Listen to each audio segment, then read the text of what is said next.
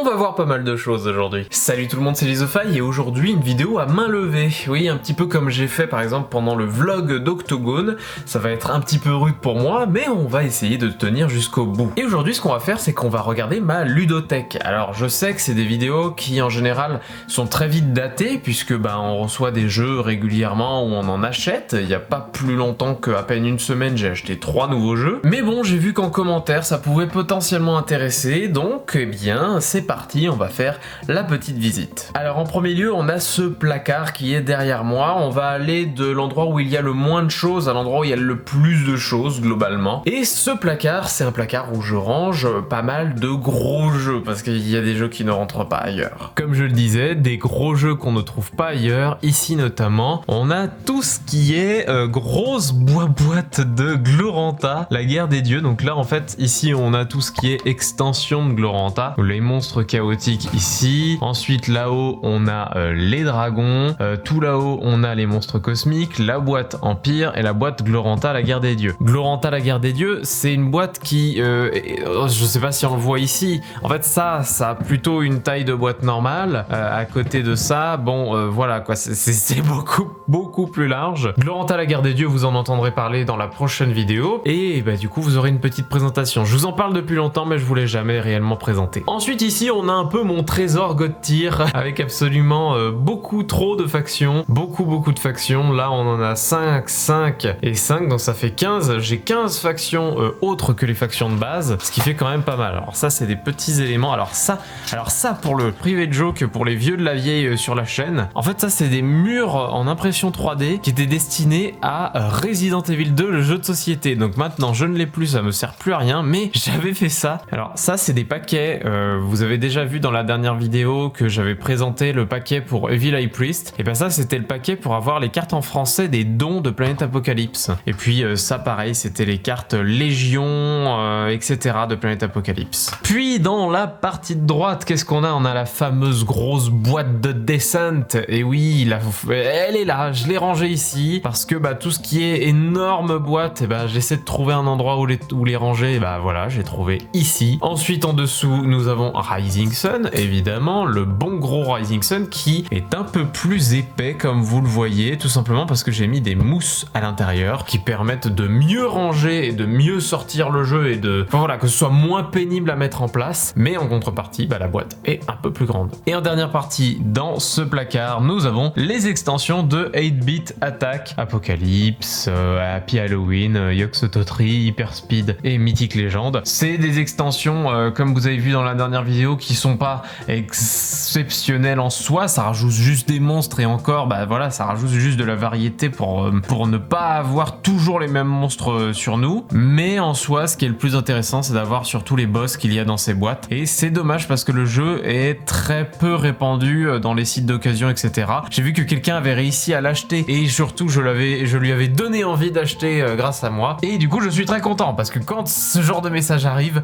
c'est la consécration pour moi. Ensuite, juste au-dessus, on va pas y aller, enfin je pense, si je peux y aller rapidement, mais pour vous donner une idée, main levée, j'atteins jusqu'ici, donc c'est très galère. Alors on va essayer de filmer ça. Hop là, voilà, j'ai réussi à ouvrir. Ici on a quoi? Déjà on m'entend pas beaucoup, mais en gros on a la boîte de dragon de Joan of Arc et on a des ampoules et une boîte de décor de Warcry. Voilà, rien de particulier. On a déjà fini ce placard, et tout de suite on va aller au deuxième endroit. Alors ici vous avez ce fameux meuble, bon il y a pas mal de bordel comme vous le voyez, ce fameux meuble que vous avez vu dans la saison 1 de Le Jeu, tout simplement. C'est devant ce meuble, ce grand buffet que je m'étais placé pour pouvoir filmer, et la saison 2 sera plutôt devant le meuble final que vous voyez dans toutes les vidéos que je fais actuellement. Alors dans ce meuble là on trouve des conneries, voilà, des conneries par là, des conneries par-ci. Là par contre on a les petits seaux qui servent, et que vous avez vu dans la vidéo, ces objets indispensables pour le jeu de société, les petits seaux pour ranger les ressources dans les différents jeux. Mais surtout ce qui est intéressant, c'est évidemment les deux autres parties du bas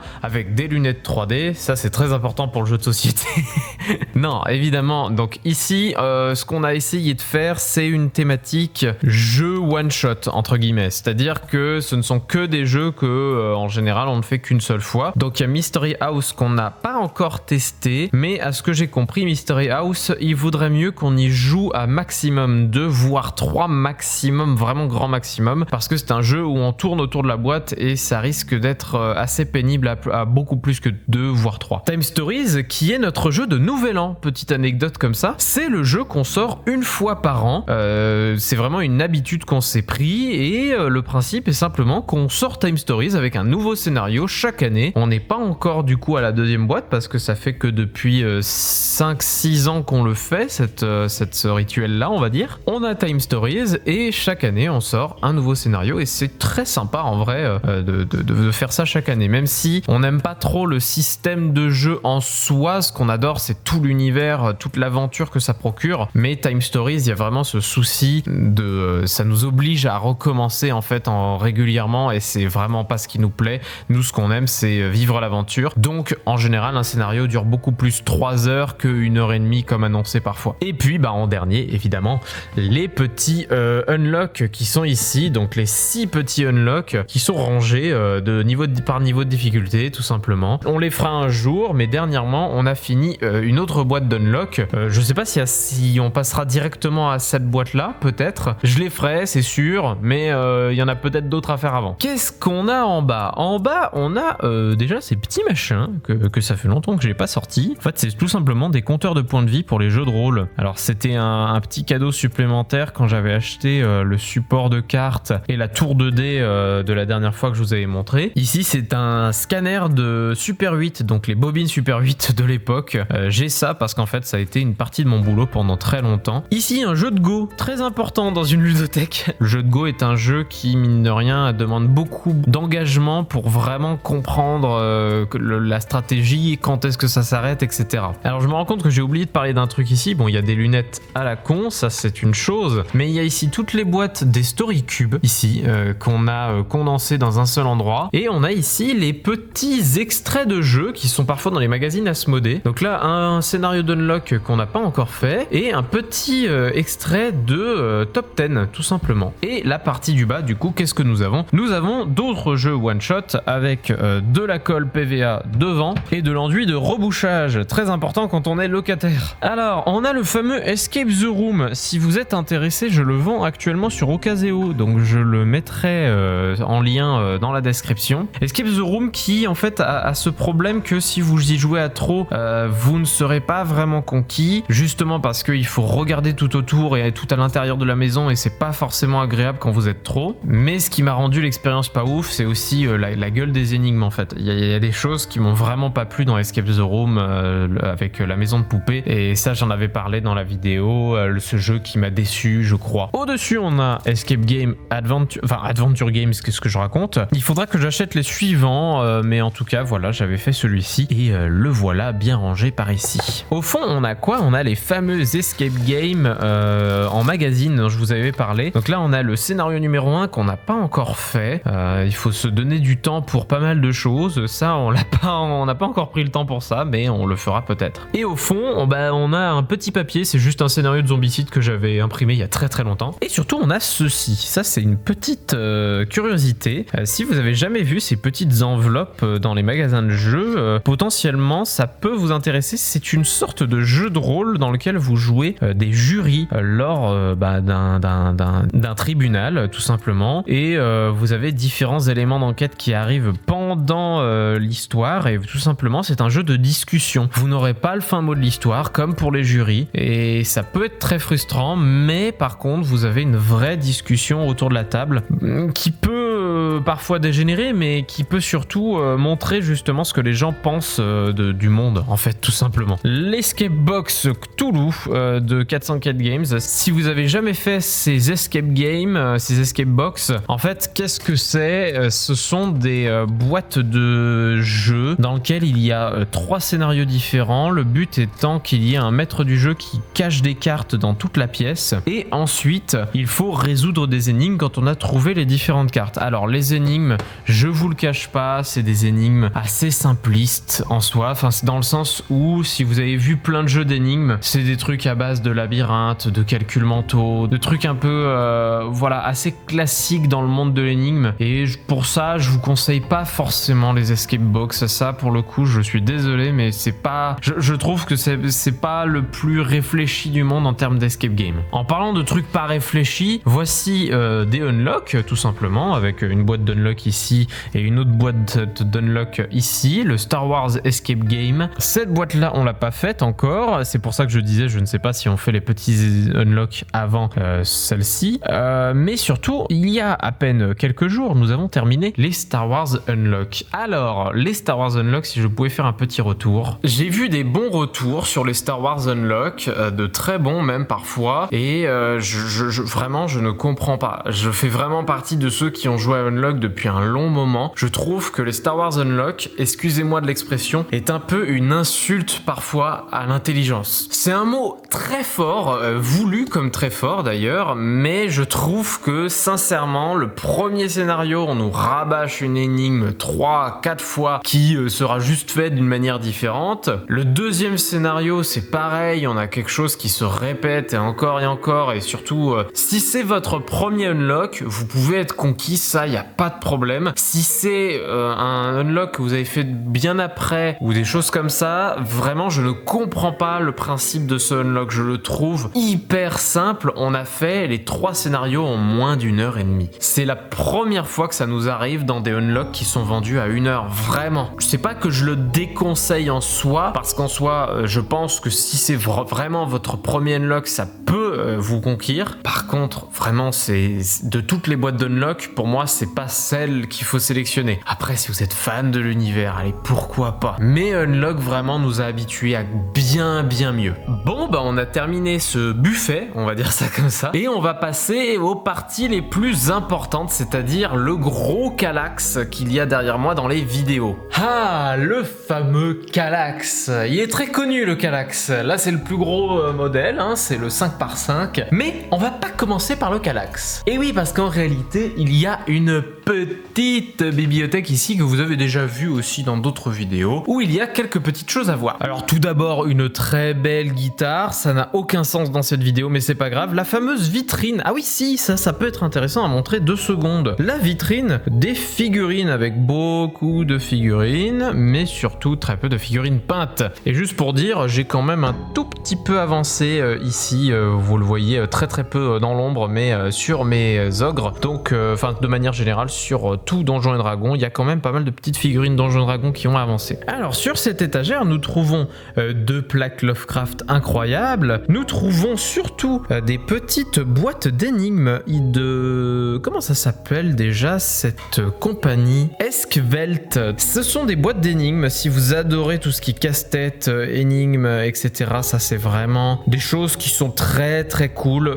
J'ai trouvé les mécanismes vraiment intéressants. Il y en a d'autres marques qui sont sorties en boutique qui sont assez cool. Je suis moins friand de celles qui sont sorties en boutique, même si elles sont quand même très bien. Ensuite, quand on passe à l'étage juste en dessous, on a simplement des jeux vidéo. Et oui, les jeux vidéo ont une place encore importante, notamment du Little Nightmare ici, du Alan Wake qui est génial, du Death Stranding que je vous ai déjà parlé sur la chaîne, Game & Watch et encore un Little Nightmare, mais cette fois la deuxième boîte. On redescend encore un cran. Et ici, nous avons des bouquins et quelques jeux, justement. On arrive aux jeux. Alors, au niveau bouquins, qu'est-ce qu'on a? Des livres de Sébastien Roignan, notamment le gros Jessica qui est ici. Si vous voulez encore soutenir son dernier livre, vous pouvez acheter ce fameux livre Jessica lors de son financement participatif dont je vous ai parlé il y a quelques semaines. Donc vraiment, allez-y, il est encore ouvert. Ici, nous avons La Clé d'Astoli, dont je vous avais déjà parlé. J'ai essayé de m'y mettre un petit peu. C'est vraiment un bouquin d'énigmes qui demande beaucoup d'efforts. C'est très compliqué. On peut le lire juste en termes d'histoire, donc à la limite, peut-être que je m'y plongerai un petit peu plus. Ici, on a une piste 2D qui est rangeable à plat comme ça. C'est assez pratique. Je sors cette piste très régulièrement. Mais surtout, derrière, nous avons une fameuse carte. La fameuse carte dont vous êtes le héros. J'ai hâte de le faire. Il faut vraiment que je m'y penche et ça a l'air très cool. Il y a une sorte d'histoire l'histoire dont vous êtes le héros sur une carte qui a l'air de vraiment se tenir, avec un vrai parti pris artistique qui peut être très intéressant. Juste à côté, on a La Forteresse du Chaudron Noir, le fameux livre de Bob Lennon qui m'a été prêté surtout. Et on a 3 jeux, Sushi Go Party, Nouvelle Contrée et le Trône de Fer Betwixt. Le Trône de Fer Betwixt que je n'ai pas encore touché et je ne sais pas pourquoi je l'oublie ce jeu, je ne sais pas pourquoi, je n'y vais pas sur ce jeu et pourtant ça se trouve il est très bien mais je ne sais pas, je n'y arrive pas. Nouvelle Contrée qui est très très bien et Sushi Go Party qui est très très bien pour découvrir le draft, pour se faire des petites parties comme ça rapidos aussi. Et en dessous on a majoritairement du bordel, c'est pas forcément du bordel, c'est plutôt du bordel organisé. Il y a surtout un exit ici. Alors ce exit, eh bien à la base c'est fait pour une vidéo que je voulais faire avec vous. Alors on l'avait vite fait commencer sans vidéo, je pense qu'on le fera quand même en vidéo, mais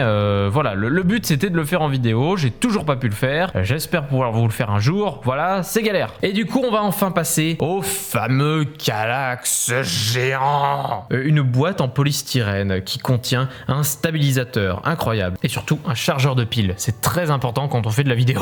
Ici nous avons 3 cases de Kallax tenues par juste Planète Apocalypse. Alors je dis juste, mais non, il y a quand même des petits trucs. Bon là en l'occurrence, ça c'est du Planète Apocalypse puisque ce sont les plateaux épais de la boîte de base en français avec les persos et les plateaux. Ça c'est les extensions, les 3-4 extensions. Ensuite ici donc c'est les seuls trucs qui ne sont pas du Planète Apocalypse. Il y a les extensions de Twisted Fables, en tout cas les figurines de Twisted Fables, les plateaux et extensions de Captain Sonar qui servent quand même pas mal, donc il faut pas négliger tout ça, et surtout Captain Sonar c'est génial. Ici nous avons les dés de Planète Apocalypse qui prennent quand même une place, la grosse boîte de Planète Apocalypse, la boîte principale. Ici nous avons quoi en fait? Nous avons les plateaux, alors je vais vous l'ouvrir comme ça sera plus simple, tout ce qui est plateau pour les seigneurs démons ainsi que les démons du 4e cercle qui sont mis du coup dans des sachets en fait pour les protéger, etc. Bref, rien de bien particulier, mais voilà, ils sont là-dedans. Tout ce qui est plateau épais, en fait, on ne peut pas les ranger dans les boîtes normales, donc il faut trouver un moyen de ranger tout ça. Ensuite, à l'intérieur de tout ça, nous avons en fait tout ce qui est petites boîtes blanches qui contiennent tous les seigneurs démons supplémentaires, les extensions cosmétiques, les choses comme ça. Bref, encore du Planète Apocalypse qui est ici. Les jeux Peterson Games ne sont pas faits pour ne pas prendre de place, voyons. Ensuite, ici, nous avons des câbles. Vous voyez pas grand-chose, mais ce ne sont simplement que des câbles. Alors juste ici, on va monter la luminosité pour que vous voyez. Ici, j'ai les fameuses boîtes de Rune Wars. Eh bien, sachez-le, je n'ai toujours pas réessayé d'y jouer. Donc pour le coup, je n'ai pas grand-chose à en dire à part que j'ai la boîte de base et les 2 grosses extensions d'armée. Pourquoi je les ai? Parce qu'elles étaient pas chères pendant un temps. Il y avait une grosse braderie sur Rune Wars. Ça a un peu tué le jeu, mais au final, ça a permis aussi de le découvrir. Donc voilà, en tout cas, j'ai tout ça de Rune Wars. À côté, on a des jeux inavouables, ou en tout cas des jeux qu'on m'a offert et que je n'ai jamais joué, comme par exemple Bonsoir, ici le fameux jeu de McFly et Carlito. Je suppose que pour des petites soirées d'ambiance et tout, ça peut passer, mais il y a un jeu que je ne ferai jamais, c'est évidemment le jeu On appelle des gens au hasard. J'ai le jeu Bonsoir, ça peut vous choquer, mais c'est comme ça. Ici, nous avons Imagine, c'est trop bien. Imagine, il faut y jouer. Esquisser, c'est trop bien. Surtout quand il y a quelqu'un dans le lot qui ne sait pas dessiner. C'est moi. Donc voilà, ça marche très bien quand il y a quelqu'un qui ne sait pas dessiner. Si tout le monde sait dessiner, en vrai, c'est pas un jeu très amusant. Un Dixit, le Dixit classique, j'aurais dû acheter le Dixit Odyssey. Ça aurait fait de meilleures parties, de meilleurs souvenirs, ne serait-ce qu'au niveau du matériel, avec les fameux plateaux de choix qui sont quand même plus intéressants sur le Dixit Odyssey. Et en bas, on a une rareté, une vieillerie, un truc ouf, le jeu de société Cérébral Academy.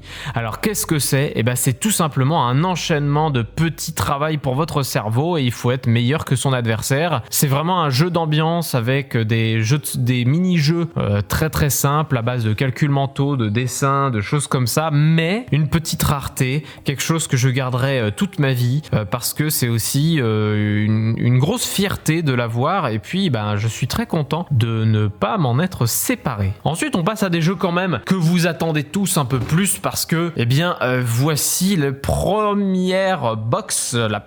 On a quand même le jeu de deck building Harry Potter qui, au bout d'un certain niveau, est quand même vachement plus intéressant et surtout, est quand même assez dur. Et ça, c'est vraiment cool parce qu'on se disait, ah, c'est facile, et surtout à deux. Et non, en fait, ça marche très très bien. On peut avoir le petit frisson de merde, est-ce qu'on va y arriver?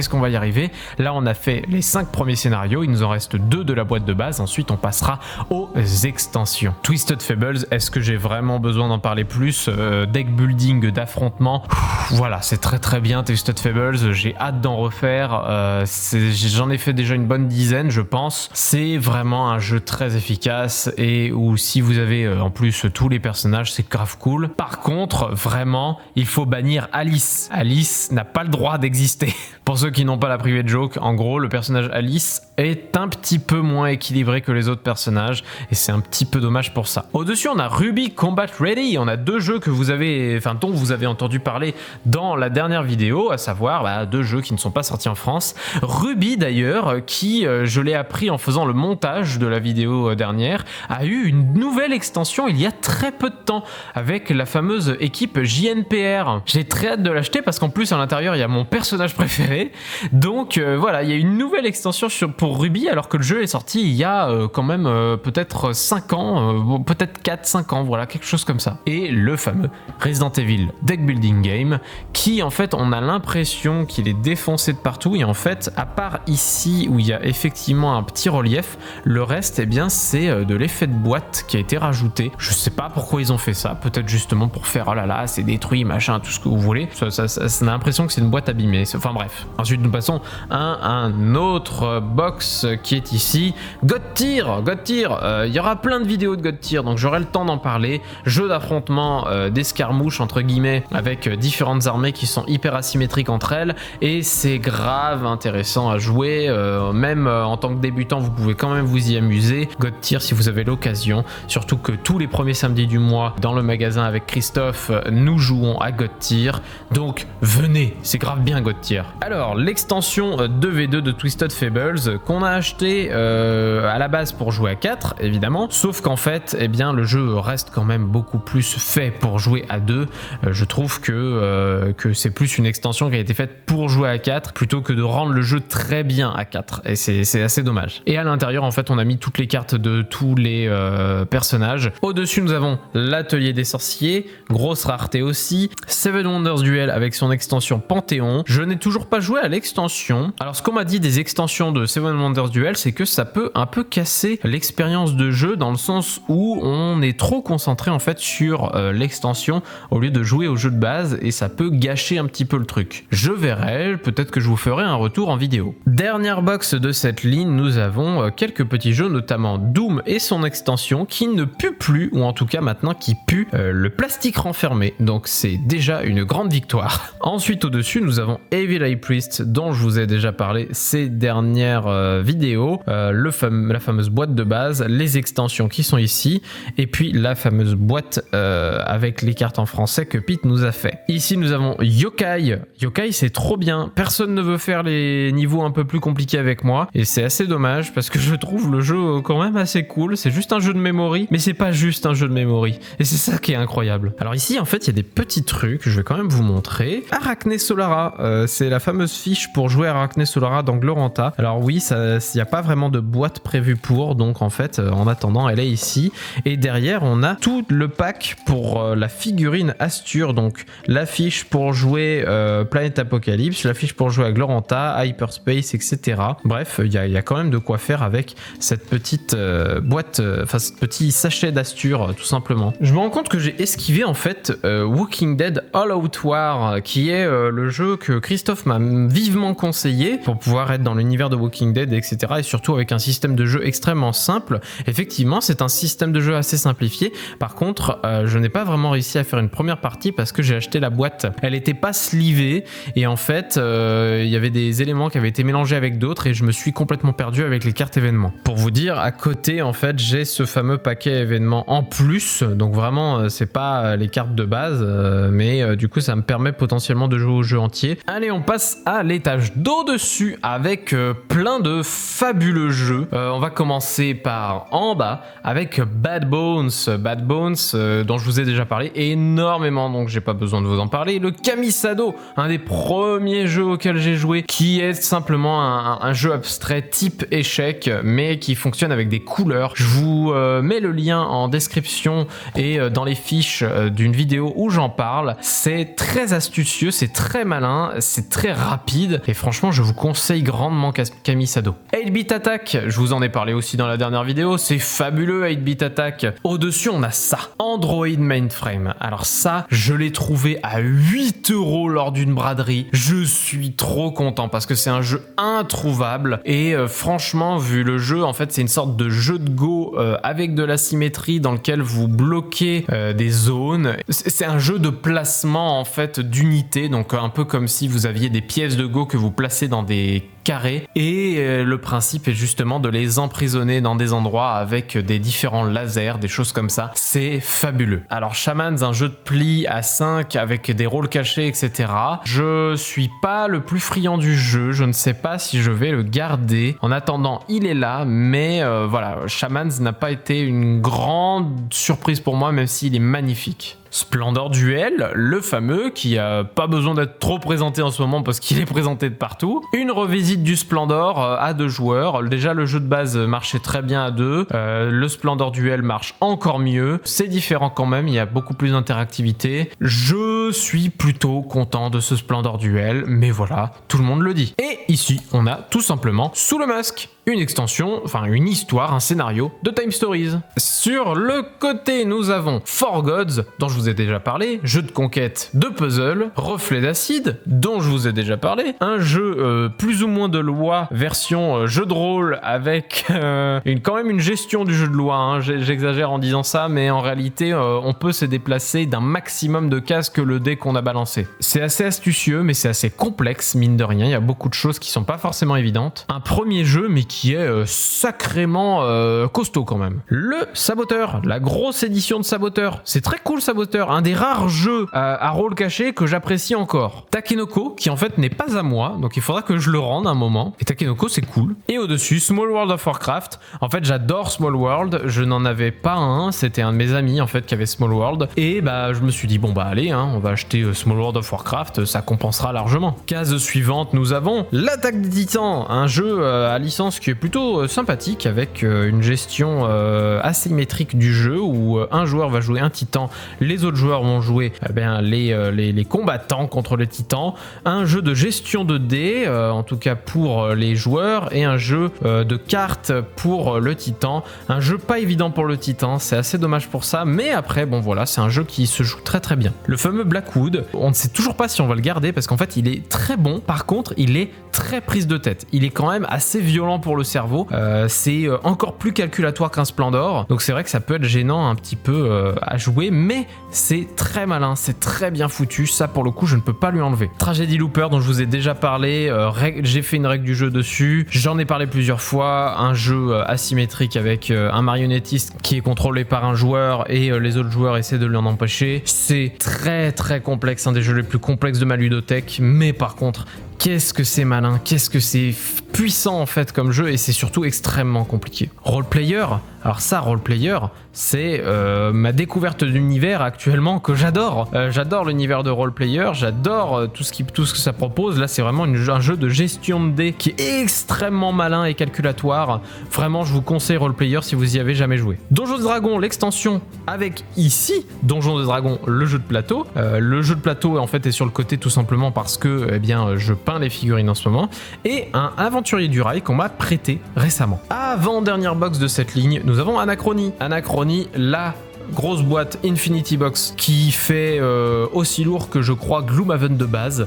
Vraiment, Anachronie, un de mes jeux préférés. Peut-être que j'en ferai une présentation un jour un peu plus grosse. Mais Anachronie, pour moi, ça fait partie de ces jeux de pose d'ouvrier qui sont extrêmement bien foutus. Et comme tout bon jeu de pose d'ouvrier, on peut bloquer les autres et qu'il y ait quand même de l'interactivité dans un jeu de gestion. Ça me fait grandement plaisir. Au-dessus, on a Lock Up, jeu de pose d'ouvrier et de majorité. Je n'y ai pas encore joué, mais j'ai hâte d'y jouer. C'est un jeu qui me faisait extrêmement de l'œil, surtout en plus, encore une fois, dans l'univers de roleplayer, donc c'est pour ça aussi. J'ai très hâte d'y jouer, ça avait l'air d'être très malin, très... voilà, je te gêne, je fais ci. Ah mais si je suis trop présent, je me prends aussi des tapes sur la gueule parce qu'en fait on joue des prisonniers. Et le but c'est si on est majoritaire, on gagne plein de trucs. Par contre, on se fait voir par la garde parce que du coup on a foutu le bordel. Donc très malin lock-up, j'ai très hâte de tester. Ici on a une case, une dernière case qui est quand même moins intéressante. On a des bouquins de magazine Warhammer ici, on a le bouquin d'Ichiban Japan ici, et puis des cartouches d'encre, des trucs comme ça, et une petite mousse pour ranger des figurines. C'est incroyable. Au-dessus, on a une petite case déjà avec, pour ceux qui sont les plus vieux sur la chaîne, des éléments de mon réalisateur préféré qui sont ici. Donc les bouquins de Makoto Shinkai qui sont ici tout simplement, avec des BD, des livres, des machins, des trucs comme ça. Et surtout on a quelques jeux, parce que c'est ça le plus intéressant pour vous. On a Rift Force ici, qui fait partie de ces jeux que j'ai achetés il y a quelques jours à peine, et qui sont, voilà, que j'ai extrêmement hâte d'y jouer. C'est Coralie de Dionjou qui m'a donné envie d'y jouer, donc j'ai très envie de tester tout ça. Carcassonne, Ombre et Brouillard qui m'a été envoyé, ces 3 jeux d'ailleurs ont été envoyés par Asmodée. Alors celui-ci je ne l'avais pas spécialement vu, mais ils me l'ont envoyé sûrement parce qu'il n'était pas dans la liste. Bah, c'est un jeu de gestion de serviettes de plage. J'ai hâte de voir ce que ça peut donner parce que ça a l'air très curieux comme petit thème. Mais Carcassonne, Ombre et Brouillard, je vous l'ai dit, je n'ai toujours pas joué à un Carcassonne, mais j'ai très hâte de tester, et surtout bah, ça m'intéressait justement pour le côté coopératif. Si Carcassonne me plaît, celui-ci me plaira sûrement. Et Squid Game qui est un jeu beaucoup plus d'ambiance, d'enchaînement de mini-jeux qui quand même fonctionne. Et la case d'à côté, alors la case d'à côté c'est beaucoup de nouveaux jeux que j'avais eu dernièrement, notamment Concept, TTMC et Villainous qu'on a acheté tous les 3 ensemble dans un lot à Cultura. TTMC qui nous a beaucoup plu d'ailleurs parce que en fait j'étais très réticent envers TTMC, et en fait c'est le nom qui fait très réticent, mais en fait le jeu est très cool. Le jeu est vraiment très cool, un jeu de questions générales à la con. Ensuite Twilight Inscription, mon gros coup de cœur dernier. Je n'ai pas beaucoup joué à des roll and write. Un de mes premiers est donc Twilight Inscription, et je suis ultra conquis par le jeu. J'en parlerai un peu plus quand je ferai une vidéo sur des roll and write justement. J'essaie de jouer un peu plus de roll and write pour vous faire une belle vidéo, mais c'est sûr que Twilight Inscription sera dedans. Exploding Kittens, je suis plutôt friand d'Exploding Kittens. Je trouve que c'est des jeux extrêmement pratiques, extrêmement rapides, fluides, etc. Il y a des gens c'est Oulaou, moi c'est Exploding Kittens. Alors il est à l'envers du coup. Et en fait cette extension, enfin cette version, c'est le jeu entier avec des variantes, des extensions en plus, et surtout une collerette de la honte. Et ça fait plaisir. À côté nous avons la gamme Lovecraft. Donc en fait on a toute la gamme, enfin presque toute la gamme Horror Arkham, le jeu de plateau seconde édition. Il me manque 2 grosses extensions et 2 ou 3 petites. Donc là c'est une petite. Ça c'est Terror Harley dont je vous ai parlé énormément sur la chaîne. Et on a Horror Arkham, le jeu de cartes toujours première édition. On m'a envoyé la nouvelle. J'essaierai quand même avec la nouvelle. Je n'ai toujours pas réessayé. Je suis désolé. Il faut du temps pour tout faire et c'est pas forcément évident. Et au-dessus bah du coup Cthulhu Wars Duel pour finir la gamme Lovecraft tout simplement. Box d'après, alors là c'est pas forcément un box mal rangé, mais c'est un box où il y a beaucoup de choses du coup qui se sont greffées au fur et à mesure du temps. Alors ici on a Alice is Missing que vraiment j'ai très hâte de tester. La règle du jeu, j'ai pas compris pourquoi ils expliquaient 2 voire 3 fois les règles dedans, mais bon, très intriguant. Alice is Missing, ça a l'air fou, j'ai très hâte. Ensuite dessus il y avait ça, une petite démo de Taco Shackbook Cheese Pizza, et on n'a toujours pas acheté le jeu de base parce qu'en fait on n'est pas friand de jeux d'ambiance dans notre groupe, mais tant qu'à tester, autant le tester avec une petite démo. Des Black Stories avec un pour enfants et un pour adultes. Le pour adultes fait vécu et c'est décevant, sincèrement. C'est vraiment pas le meilleur Black Stories que j'ai pu faire. Ici, nous avons quoi? En fait, en réalité, on a Foufoufou. Et Foufoufou, c'est trop bien. Loup-garou pour une nuit. Je pensais que ça me plairait justement parce que c'était en une seule nuit, etc. En fait, c'est pas forcément les jeux dont je suis le plus friand dans tous les cas. Donc peut-être qu'il partira de cette ludothèque, je ne sais pas encore. Ici, 2 boîtes d'Exploding Kittens à la base c'était pour jouer potentiellement jusqu'à 10. Et ben, je ne l'ai toujours pas fait. Mais en tout cas, voilà, j'en ai 2. Regardez. Attends, je vais regarder. Hop. Exploding Kittens, incroyable. Cosmopolite, j'ai appris qu'il y avait une extension qui était sortie, je deviens fou. J'adore Cosmopolite, je veux Cosmopolite l'extension. À côté, nous avons 3 trucs pour survivre. Et ben c'est cool, 3 trucs pour survivre. Bon après c'est très couillon, hein, c'est juste on improvise des trucs et voilà. Mais bon, c'est marrant. Alors derrière, qu'est-ce qu'on a en fait? Je vais essayer de vous expliquer un peu ce qu'il y a derrière. Derrière, on a Petit Meurtre et Fait divers dont je vous ai déjà parlé. Et surtout, on a le petit étui à lunettes, c'est en fait tous les story cubes. On a une petite boîte verte avec à l'intérieur en fait tout plein de petits jeux ou d'extensions de jeux. En fait, on a pris une boîte d'exit, on l'a recyclée. On a pris ça, c'est des questions otaku. Ça, c'est une démo d'Unlock Kids. Ça, c'est un top 10. Et on a aussi voilà plein de petits jeux en fait à l'intérieur de cette petite boîte. Rien de bien foufou et surtout des démos de jeux pour beaucoup. Et au fond là-bas, on a Pour l'arène et Fatal Rendez-vous. Fatal Rendez-vous qu'on a finalement joué. Et en fait, je pense qu'il va partir d'ici, tout simplement. Parce que c'est pas du tout les jeux auxquels je joue le plus. En route vers les Indes, dont je vous ai déjà parlé. Link, dont le passe-temps a parlé, c'est à cause d'eux que je l'ai acheté. Citadel, le fameux Citadel, 3ème édition, incroyable. Ramen Inc, qu'on a eu pour pas cher. Et ça a l'air cool, voilà. Et on n'a pas joué encore. Coatl, le jeu de cartes, qui fonctionne incroyablement bien. Le fait de piquer les objectifs des autres en plein milieu de la partie, c'est fourbe, c'est horrible, mais c'est à la fois génial. Et les 3 cartographeurs, la boîte de base, la boîte Heroes et la boîte d'extension des cartes, j'adore Cartographeur, c'est pour moi le meilleur draw and write auquel j'ai joué, et c'est aussi le seul. On arrive sur une autre box, ici, alors c'est la box Rising Sun et Gloranta, dernière extension, donc Rising Sun Daimyo Box, la Daimyo Box qui est ultra chère, et c'est l'extension en fait Kickstarter tout simplement. La petite boîte ici qui était vendue en fait avec les comics de Rising Sun. Donc c'est une petite expansion avec voilà des trucs en plus, notamment du gameplay et des cartes saisonnières en plus. C'est on l'a pas encore testé celle-là, on a testé tout le reste mais pas celle-là. Donc peut-être que je vous donnerai un avis plus tard. Et donc les 3 autres extensions, donc celle-ci qui rajoute 2 factions, celle-ci en rajoute une, et ça c'est des monstres et une manière de jouer un petit peu différente au niveau des camis. Celle-là en vrai ça change tout, c'est incroyable celle-là, elle est vraiment très très cool. Et la dernière extension de Gloranta, les races aînées, c'est l'endroit où je voulais la ranger en plus, comme ça j'avais Gloranta dans mon décor au moins un petit peu. On arrive au dernier étage avec tout d'abord pour le dernier étage nous avons trop de lumière, donc on va baisser un petit peu. Guild Ball pour commencer, que j'ai trouvé à Octogone, rappelez-vous, pour pas cher, pour 25 € Guild Ball, sachant qu'il vaut 60-70 je crois, donc j'ai pas encore pu tester mais j'ai hâte. L'autre dont je vous ai parlé dans une dernière vidéo, ça marche très bien, c'est très bien load. Petit Peuple, et on a pu faire quelques parties de Petit Peuple et franchement c'est bien, c'est super bien, c'est hyper fluide, c'est hyper malin, ça peut être très rapide si vous n'avez pas quelqu'un qui joue trop lentement, c'est cool. Forgotten Waters, j'ai hâte de tester, j'ai hâte de voir un petit peu plus que ce jeu a dans le ventre, mais préparer une partie sachant qu'on voit 3 à 7 heures de jeu, non j'exagère mais en tout cas beaucoup d'heures de jeu, on a du mal à s'y mettre. Ça c'est la petite boîte d'escape game Pandémie dont je vous ai parlé dans ma vidéo sur les escape games. Le jeu Marie, là j'ai 2 jeux solo, donc ça fait partie de ces jeux solo que j'ai acheté il y a pas longtemps. J'espère vous faire une vidéo sur des jeux solo un jour, mais j'attends particulièrement un jeu solo pour vous en parler, donc ce ne sera pas pour tout de suite, mais en tout cas nous avons Marie, un jeu de programmation juste d'énigmes finalement, dans lequel on doit amener un robot d'un point A à un point B avec de la programmation. Vous savez, la programmation on fait pas ce qu'on veut et c'est justement ça qui est compliqué. One Card Dungeon à côté, c'est une version très petite d'un jeu, ça doit être ma boîte la plus légère de toute ma ludothèque et c'est très malin, vraiment j'espère vous en parler un jour parce que ouais quand même c'est très malin. J'espère qu'ils en feront d'autres parce que c'est assez léger malgré tout, mais voilà, j'aime beaucoup. Box d'à côté avec des jeux qui sont chers à mon cœur, notamment Tokaido que vous voyez en bas. Tokaido c'est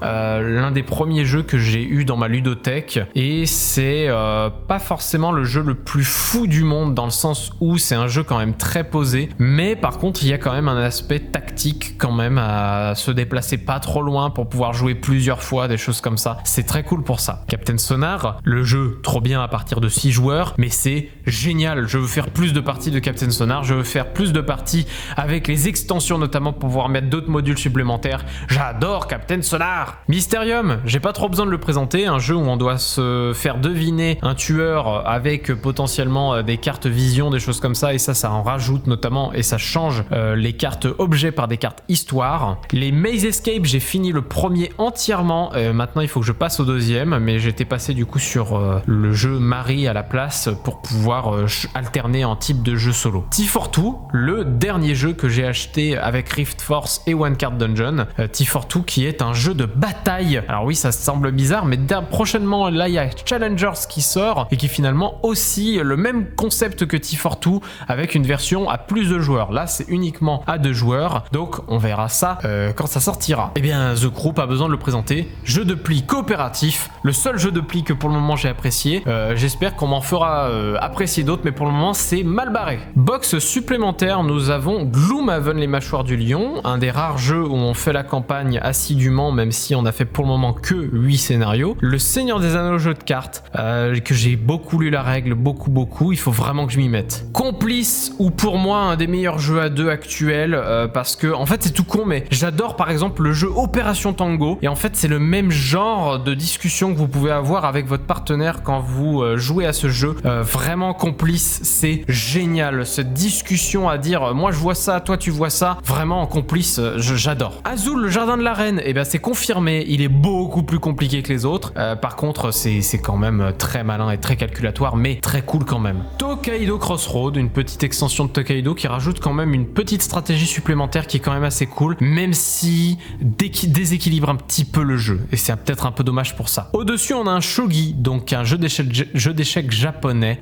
Vous le saviez, j'apprenais pas mal le japonais, et ben le shogi a beaucoup de kanji, etc. Donc c'était assez cool pour manipuler son japonais, et puis le shogi est quand même un jeu d'échecs un poil plus complet que le jeu d'échecs de base, même si du coup beaucoup plus complexe aussi. Et le Modi Modi, qui marche trop bien, vraiment Modi, c'est cool. On arrive aux 2 dernières box. Alors pour commencer, on a cette box là, on a le Quirkle qu'on ne présente plus, qui a quand même pas mal d'âge maintenant, qui est simplement un jeu de domino entre guillemets, où il faut aligner des formes et des couleurs, et ça marche vraiment très bien. Ici nous avons un Timeline, alors on m'entendra un peu moins du coup pour cet étage parce que je serai un peu plus loin. Timeline Invention qui marche très bien. Ici nous avons des dés. Alors qu'est-ce que c'est que ces dés là? En fait c'est des dés customisés par par le Facebook de Cthulhu Wars France, donc le Facebook des Peterson Games, et en fait bah voilà, c'est des dés de Gloranta pour sélectionner sa faction aléatoirement, et c'est génial en fait, c'est génial d'avoir ça. Punto. Vous voulez un jeu petit qui s'emmène partout, qui est malin, beaucoup plus qu'il n'en a l'air, alors que c'est tout con, c'est juste un morpion. Et ben oui, ça marche. C'est juste un morpion, mais c'est un morpion qui est tellement chiant à pouvoir passer au-dessus des cartes des autres. Bref, c'est trop bien Punto. Derrière on a Kitty Pau. Kitty Pau, je vous en ai parlé dans une vidéo il y a très longtemps. C'est un jeu qui est extrêmement compliqué en fait en réalité, surtout pour le dernier niveau. Mais bon, c'est un jeu d'adresse. On sait pas trop s'il va rester là parce qu'on est finalement pas très friand de jeu d'adresse. Qu'est-ce qu'on a derrière? En fait, on a des paquets de cartes, des jeux de cartes de partout. J'ai beaucoup de cartes de Yu-Gi-Oh notamment. Là derrière, on a des Uno, parce que le Uno, je pense que c'est un des rares jeux classiques auxquels je peux encore jouer, parce qu'en fait, c'est pas si mauvais en réalité le Uno. Très aléatoire, mais finalement aussi aléatoire qu'un Love Letter ou une chose comme ça. Vraiment, le Uno, je trouve que ça fait partie de ces jeux classiques qui sont pas si mauvais. On a une bagnole parce qu'elle est belle. Voilà, c'est une Corvette C6 miniature. On a le RPG Storymaker qui est ici. Actuellement, il y a le RPG Battlemaker en financement participatif si vous voulez. Et le Jour de Chance qui est ici. Le Jour de Chance qui est un petit jeu de blackjack très simple. C'est parce qu'on est plus... C'est pas le jeu auquel on est le plus friand, mais quand même, pourquoi pas. On arrive à la dernière box. On a le Turc Opera Mundi, un petit livre de photos. Enfin, petit, voilà, et une petite taille comme ça. Les 2 livres Soledad, les 2 éditions de Soledad de Sébastien Roignan encore une fois. Donc des photographies de paysages nus. Donc vraiment, si vous ne connaissez pas, c'est vraiment très très beau. Photographe de mariage pour le meilleur et pour le pire, c'est un livre de formation de mariage de Sébastien Roignan. Pour ceux qui ne savent pas, hein, je m'occupe de ces vidéos justement. Un petit livre justement avec 1001 photographies, un livre qui regroupe énormément de photographies extrêmement connues et c'est un livre qui regorge de plein de choses. Mais surtout, ce qui vous intéresse évidemment, c'est tout cet étage-là avec tous les bouquins de jeux de rôle en fait, tout simplement. On a ici le bouquin de City Hall, un bouquin documentaire de jeux de rôle ici, qui est très intéressant. Ici, c'est pas un bouquin de jeux de rôle, c'est le bouquin de DC Universe Miniature Game pour jouer au jeu DC. Je n'y ai toujours pas joué, mais j'ai le bouquin et je l'ai lu entièrement. Le bouquin de Planète Apocalypse, extrêmement fourni en détail et voilà, c'est super intéressant. Le bouquin de RuneQuest, ici nous avons le paravent de RuneQuest que je vous présenterai dans une future vidéo. Le kit de la meneuse, pareil. Ici, le codex Necron pour Warhammer 40 000. J'ai joué un peu à Warhammer 40 000, j'ai pas encore fait beaucoup de choses. Et ici, on a les plateaux, enfin les stickers amovibles en fait pour Gloomhaven. Donc voilà, on les a achetés, on verra. Ma fiche de Resident Evil 2. Et qu'est-ce que j'ai d'autre là-bas? Eh bien, j'ai un magazine de Warhammer aussi, un White Dwarf classique.